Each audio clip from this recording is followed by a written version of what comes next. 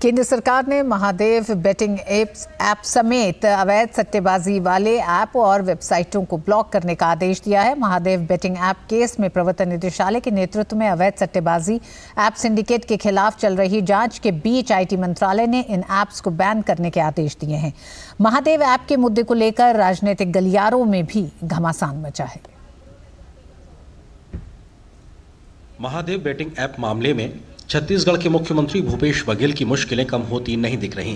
प्रवर्तन निदेशालय के बाद अब बेटिंग ऐप के कथित मालिक शुभम सोनी ने भी भूपेश बघेल को 508 करोड़ रुपए रिश्वत देने की बात कही है।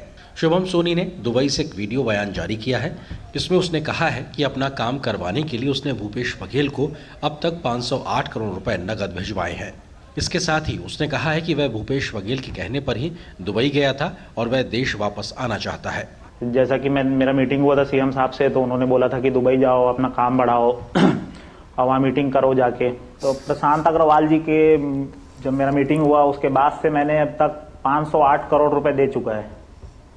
हमारे बघेल साहब, बिट्टू भैया और उनके जो लोग हैं उनको मैंने 508 करोड़ रुपए दिया है। 508 करोड़ की रकम मुख्यमंत्री भूपेश बघेल तक शुभम सोनी ने पहुंचाई है और जो सौरभ और रवि, जो दो नाम निकलकर सामने आ रहे हैं, वो शुभम सोनी के ही रखे हुए कह सकते हैं कि एक तरीके से कर्मचारी हैं। और उन्होंने कहा था कि मुख्यमंत्री भूपेश बघेल ने इस सट्टे के कारोबार को और बड़े पैमाने पर फैलाने के लिए उनसे कहा था। उनकी मुलाकात भी हुई थी और शुभम सोनी ने यह दावा भी किया है कि 508 करोड़ की जो रकम है वो किस तरीके से मुख्यमंत्री तक पहुंचाई गई थी, उसके पूरे दस्तावेज उसके पास हैं। गौरतलब है कि प्रवर्तन निदेशालय यानी ईडी ने ही कुछ दिनों पहले रायपुर और भिलाई से 5.39 करोड़ रुपए जब्त किए थे। ईडी का दावा है कि ये रुपए भी शुभम सोनी ने भूपेश बघेल के लिए भिजवाए थे।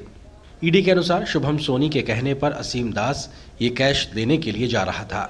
ईडी के मनी लॉन्ड्रिंग केस में शुभम सोनी वांटेड है। इस बीच प्रवर्तन निदेशालय के अनुरोध पर इलेक्ट्रॉनिक्स और सूचना प्रौद्योगिकी मंत्रालय ने महादेव बुक ऑनलाइन सहित 22 अवैध सट्टेबाजी ऐप्स और वेबसाइट्स को बंद करने का आदेश जारी कर दिया है। केंद्रीय मंत्री राजीव चंद्रशेखर ने कहा कि छत्तीसगढ़ सरकार के पास सूचना प्रौद्योगिकी अधिनियम की धारा 69A के तहत वेबसाइट्स और ऐप को बंद करने की सिफारिश करने की पूरी शक्ति थी।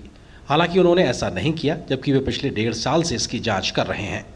इसमें कोई राय नहीं है कि 1.5 साल से इन्वेस्टिगेशन इस इलीगल ऐप तो क्रिमिनल ऐप पे कर रहे थे छत्तीसगढ़ के सरकार। इसमें कोई राय नहीं है कि 1.5 साल में उन्होंने कोई भी नोटिफिकेशन सेंट्रल गवर्नमेंट को दिया नहीं है। जो उनके पास पावर थे और हम ब्लॉक कर सकते थे अगर उन्होंने लिखा होता। ये भी इसमें 2 राय नहीं है कि उनको पैसा मिला है इस ऐप से। 22 अवैध सट्टेबाजी ऐप्स और वेबसाइट्स को बंद करने की ये कार्रवाई प्रवर्तन निदेशालय की ओर से अवैध सट्टेबाजी ऐप सिंडिकेट के खिलाफ की गई जांच और उसके बाद छत्तीसगढ़ में महादेव बुक पर छापे के बाद हुई, जिसमें ऐप के गैर कानूनी संचालन का खुलासा हुआ। आरोपी भीम सिंह यादव और एक अन्य आरोपी असीम दास प्रवर्तन निदेशालय की हिरासत में है। उन्हें धन शोधन रोकथाम अधिनियम की विभिन्न धाराओं के तहत मनी लॉन्ड्रिंग के आरोप में गिरफ्तार किया गया है। दरअसल सौरभ चंद्राकर और रवि उप्पल द्वारा प्रवर्तित कंपनी महादेव ऐप कथित तौर पर क्रिकेट, टेनिस, बैडमिंटन, पोकर और कार्ड गेम सहित विभिन्न लाइव गेम्स में कथित अवैध सट्टेबाजी के लिए ऑनलाइन प्लेटफॉर्म प्रदान करती थी। ये पिछले 4 वर्षों से कार्यरत थे। कंपनी के प्रमोटर छत्तीसगढ़ के भिलाई से हैं और महादेव ऐप एक प्रमुख सिंडिकेट है जो अवैध सट्टेबाजी वेबसाइट को सक्षम करने के लिए ऑनलाइन प्लेटफॉर्म्स की व्यवस्था करता है। अब एक नई जानकारी भी आई है कि प्रतिबंध के बाद भी महादेव सट्टा ऐप संचालन हो रहा है, क्योंकि जो महादेव सट्टा ऐप को चलाने वाले लोग हैं उन्होंने उसका डोनेम है वो चेंज कर दिया है और बाकी सारी की सारी जो चीज़ें हैं वो पहले से ही मौजूद हैं। यानी कि अब जांच एजेंसियों को इस दिशा में भी काम करना होगा कि अगर महादेव सट्टा ऐप चालू है तो इसके पीछे कौन लोग हैं और कौन लोग इसे राजनीतिक संरक्षण दे रहे हैं। जानकार मानते हैं कि इस मामले के तार छत्तीसगढ़ के मुख्यमंत्री भूपेश बघेल से जुड़ने के बाद इसकी जांच होनी चाहिए। जो सौरभ चंद्राकर और उनके गैंग के कई लोग पकड़े गए थे, तब मुख्यमंत्री का सीधा नाम नहीं आ रहा था।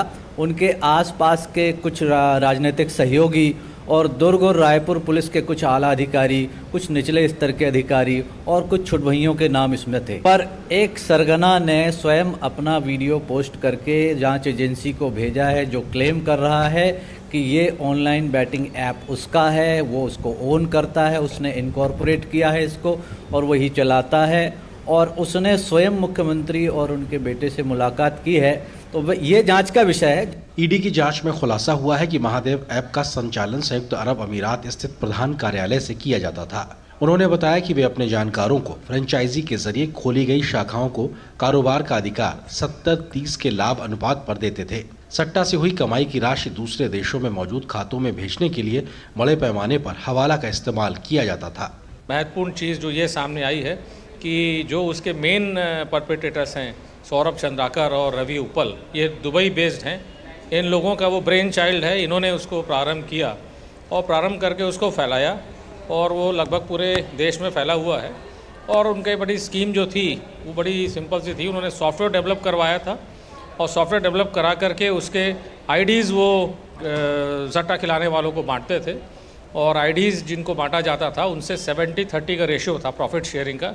70% वो लोग रखेंगे दुबई बेस्ड और 30% जो आईडी ऑपरेटर्स हैं वो लोग रखेंगे सट्टा खिला करके। छत्तीसगढ़ के आम लोग भी मानते हैं कि इसमें भोले भाले लोगों की मेहनत की गाड़ी कमाई बर्बाद हुई और इसे सरकार द्वारा रोका जाना चाहिए था। महादेव सट्टा तो ऐसा है बड़ी भैया कि वहाँ पे भी लोग भारी परेशान हैं। कई लोगों के घर बर्बाद हो गए हैं। सरकार देखभाल तो कर ही नहीं रही है। मैं तो ये नहीं खेलता जो भी सट्टा उट्टा है, लेकिन इससे बहुत ज़्यादा इफेक्ट पड़ रहा है युवाओं पे। वहीं इस मामले में नाम आने के बाद मुख्यमंत्री भूपेश बघेल इन तमाम आरोपों को न केवल बेबुनियाद बता रहे हैं बल्कि राजनीति से प्रेरित भी बता रहे हैं, लेकिन अपने ऊपर लग रहे आरोपों के बचाव के पक्ष में कोई ठोस सबूत नहीं पेश कर रहे। सवाल वही है कि ये बंद भी नहीं हुआ है ना, ये कहाँ बंद हुआ है? जिसको एपीके है वो तो चल ही रहा है, उसको कब बंद करेंगे? महादेव ऐप पहली बार साल 2020 के फरवरी में चर्चा में आया था। उस वक्त आयकर विभाग ने छत्तीसगढ़ में कई नौकरशाहों और राजनेताओं के घर पर छापा मारा था। इसके बाद महादेव बैटिंग ऐप के कई एजेंटों की गिरफ्तारी हुई। बाद में मामला ईडी के पास पहुंचा। ईडी ने छत्तीसगढ़ पुलिस द्वारा दर्ज की गई एफआईआर के आधार पर मनी लॉन्ड्रिंग जांच शुरू की थी। ईडी के अनुसार एएसआई चंद्रभूषण वर्मा और सतीश चंद्राकर दुबई स्थित महादेव ऑनलाइन बुक के प्रमोटरों से मोटी रकम ले रहे थे। ईडी का आरोप है कि एएसआई चंद्रभूषण वर्मा को करीब 65 करोड़ रुपए नकद मिले थे।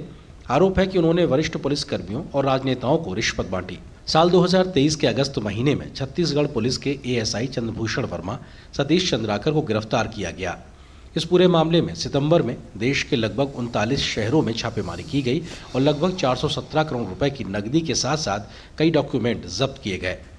ईडी ने जिन ठिकानों पर छापेमारी की उनमें मुख्यमंत्री भूपेश बघेल के ओएसडी और एक राजनीतिक सलाहकार विनोद वर्मा के ठिकाने भी शामिल थे। 24 अगस्त 2023 को ईडी ने दावा किया उसने इस मामले में 4 लोगों को गिरफ्तार किया है। सितंबर महीने में ईडी ने 417 करोड़ की संपत्ति जब्त की। हाल ही में ईडी ने छत्तीसगढ़ में 5 जगहों पर छापेमारी की। इसमें दुर्ग, रायपुर, भिलाई, कोरबा और रायगढ़ शामिल है। छत्तीसगढ़ सरकार का दावा है कि उसने महादेव ऐप के खिलाफ कदम उठाए और मामला दर्ज कर जांच शुरू की। दावा यह भी है कि अभी तक इस ऐप के खिलाफ 70 से अधिक मामले दर्ज हो चुके हैं और पुलिस ने 450 से अधिक लोगों को गिरफ्तार किया है। हालांकि ये सारे दावे केवल कागजी ही रहे और बड़ी संख्या में आरोपियों के बारे में जानकारी तब मिली जब ईडी ने महादेव बुक को लेकर जांच शुरू की। महादेव बैटिंग ऐप मामले में ईडी ने 21 अक्टूबर को पहली चार्जशीट दायर की थी। इसमें कुल मिलाकर 14 लोगों को आरोपी बनाया गया था। इसमें बैटिंग ऐप के प्रमोटर सौरभ चंद्राकर और उसका सहयोगी रवि उपल शामिल है। ईडी ने रायपुर की पीएमएलए कोर्ट को बताया था कि उसने 41 करोड़ रुपए की संपत्ति अटैच की है। जांच एजेंसी का कहना था कि यह मामला 6000 करोड़ रुपए से अधिक के घोटाले का है। महादेव ऐप पर एक के बाद एक खुलासे ने यह बता दिया कि छत्तीसगढ़ के मुख्यमंत्री सवालों के घेरे में हैं। जनता बर्बाद होती है तो हो जाए, हिंसा होती है तो हो जाए, बस इनके लिए पैसा ही सब कुछ है। वो किससे आया, कैसे आया, बस आना चाहिए। Somesh Patel, DD news, Raipur. और बात अन्य